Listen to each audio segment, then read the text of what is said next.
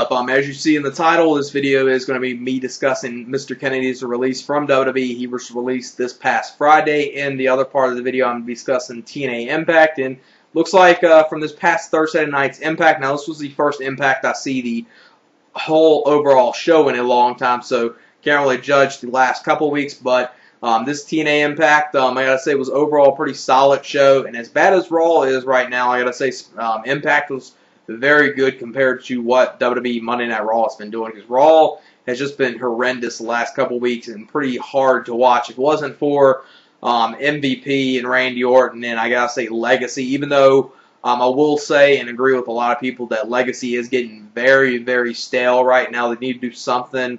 Maybe split up Legacy and have Ted DiBiase branch off in a singles career. I think that would work out good for him. I think, he definitely has a good in-ring ability. He does need to improve his mic work, but I think he could be definitely a top star for WWE as far as a singles competitor. Cody Rhodes, even though I like him, I will say at best I see him maybe being a upper mid-carder, and that's maybe even stretching it just a tad bit. But let me get back to the first subject, and that's Mr. Kennedy's release from WWE. He was released this past Friday from WWE. And I kind of saw this coming. I wasn't really shocked when I heard the news about Mr. Kennedy. I know a lot of people probably were shocked or upset that Mr. Kennedy was released. I really didn't have any, I didn't even feel sad for him being released. I really didn't care. But just wanted my thoughts on the whole thing. Now, the first couple stories we heard about why Mr. Kennedy was released. The reasons why we heard Kennedy was released at first was apparently this past Monday Night Raw. The first reports read that Kennedy might have injured his wrist in the match this past Monday Night Raw when Randy Orton hit him with the RKO. Then that kind of switched up where Mr. Kennedy recently did a video on his Facebook, and in this video it's pretty much a silent 30-second video where it's just showing his wrist, showing that he's not injured, and I'll put the link in the description of that video if you haven't seen it yet. And Jim Ross, in his blog, discussed the subject of Mr. Kennedy's release, and he said Mr. Kennedy's all fine, he's 100%, he's not injured. Then the other reports came out that apparently during the match this past Monday Night Raw, Mr. Kennedy almost re-aggravated Randy Orton's shoulder injury, which that really, pissed off Vince McMahon and pissed off Randy Orton. And apparently, after Monday Night Raw, Kennedy and Orton had some words backstage, and this was pretty much the reason why he got released. Randy Orton kind of used his political power backstage because there's very few people that have a lot of power backstage with WWE. I would say like a handful of them. You got Triple H, Shawn Michaels, Randy Orton. John Cena's not no politics, but if he wanted to, he could pretty much do what he wanted to in the company. He just doesn't really do that. Undertaker could obviously do it, and maybe one or two other stars, but that's about it. And apparently Randy Orton got a little pissed off about this, and Vince McMahon obviously got pissed off about this. And like I said, I kind of saw this coming. It didn't shock me. He got released, and Kennedy has been one of those stars. He has the potential to be one of those top stars, but he has always, pretty much fucked everything up in his career to, get to the next level. He's either been injured a couple times, either suspended, or something happened to him where he couldn't get the push, because everyone remembers the one thing. He was going to be the one thing in the whole angle after Vince McMahon blew up. He was going to be the guy to be Vince McMahon's kid, and that's when they did the whole Hornswoggle thing with Vince McMahon. So that would have been probably an angle that could have really, skyrocketed his career. A couple other times as well, when he got injured, they were pushing him to a, title contention, and then he got hurt. So he's been given a lot of chances, and even before this one time where during the match, Randy Orton might have, crossed the line and kind of freaked out a little bit about re-aggravating his shoulder and thought Kennedy almost injured him. But you gotta look at Kennedy's track record. I mean, he's been, very injury prone.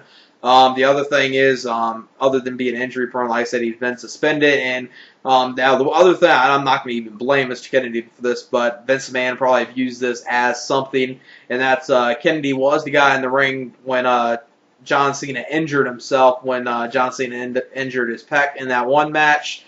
And then he was out for a little bit, so that might have, kind of hurt Mr. Kennedy right there, and this is probably the last straw for Vince McMahon right here when this happened. So Vince McMahon just released him. Maybe he, went too far over the deep end and overreacted, but I see his point of view why Kennedy got released. And like I said, not a huge fan of Kennedy.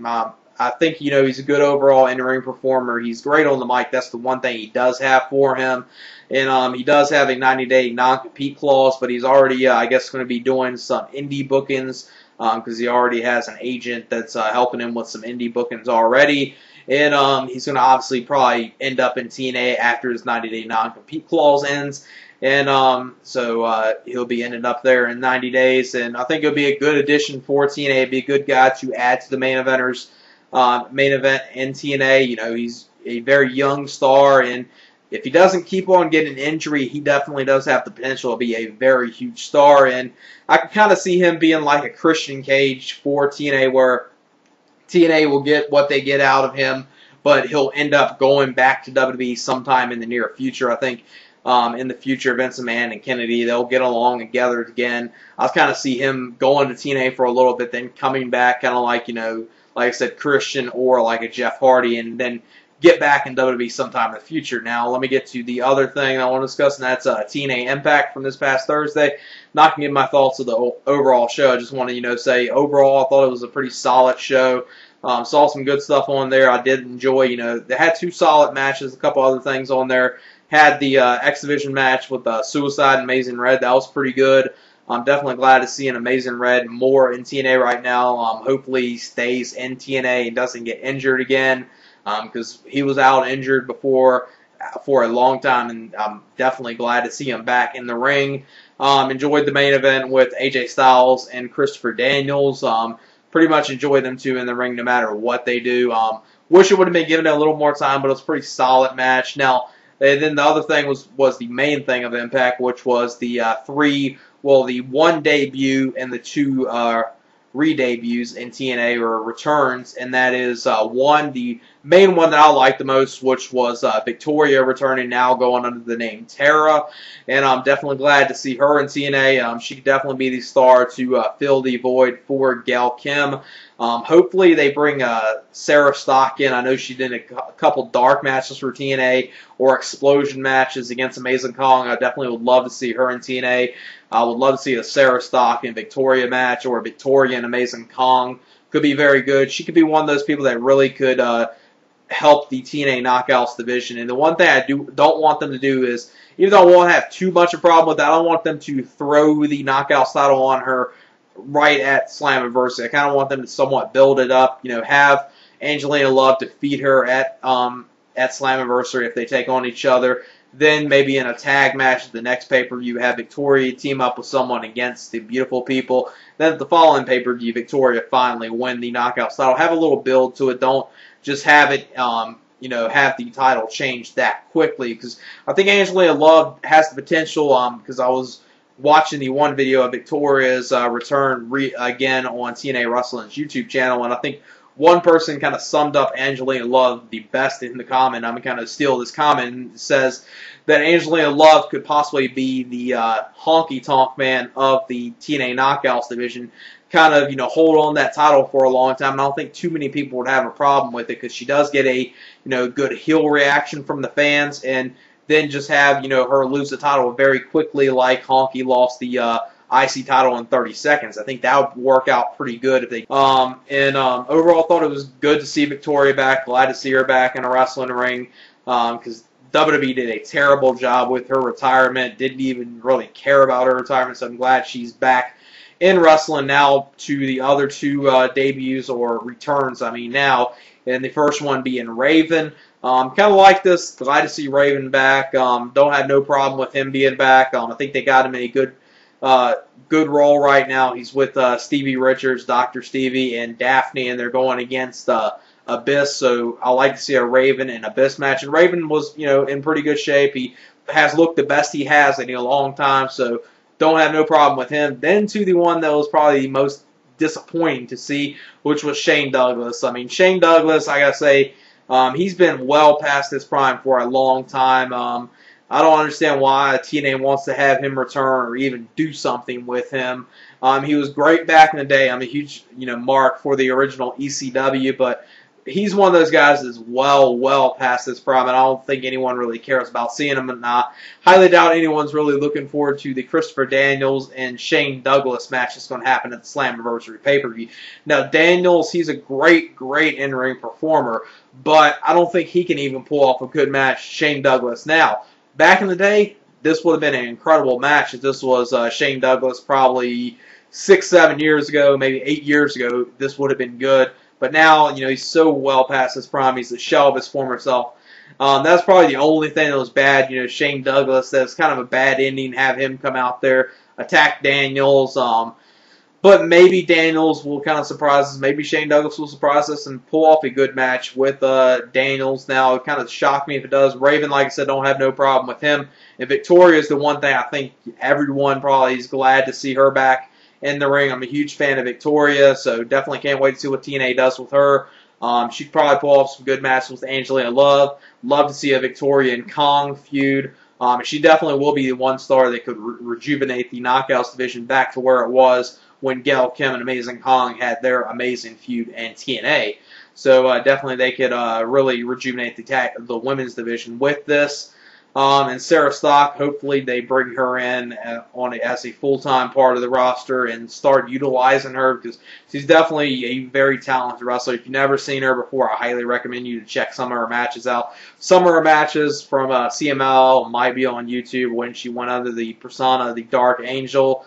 If you haven't seen any of her matches, you're really missing out. She's definitely a great in-ring performer. And glad to see Victoria back. So, like I said, just want to do this video talking about Mr. Kennedy's release from WWE. And TNA Impact right now I do think is getting better. It is improving.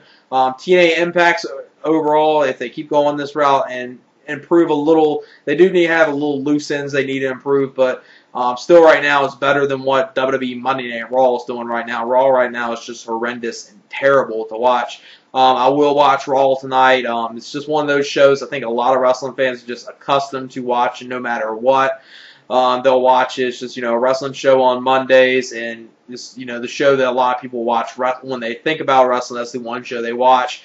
And, it has stars on there like Orton and MVP I like, so as long as they keep utilizing them. John Cena I like as well, but this whole thing with Big Show, I could care less what he's doing right now. It kind of really shocks me that WWE has been booking Cena this way for probably the last year, or at least this whole year. He hasn't really been doing much in WWE, which is kind of a shocker for a guy that's supposed to be like the main focus of your company. So like I said, just want to come on here and my thoughts on Impact. Overall, I think it's improving. SmackDown's still pretty good, is very good as well. In my opinion, the best show right now, SmackDown.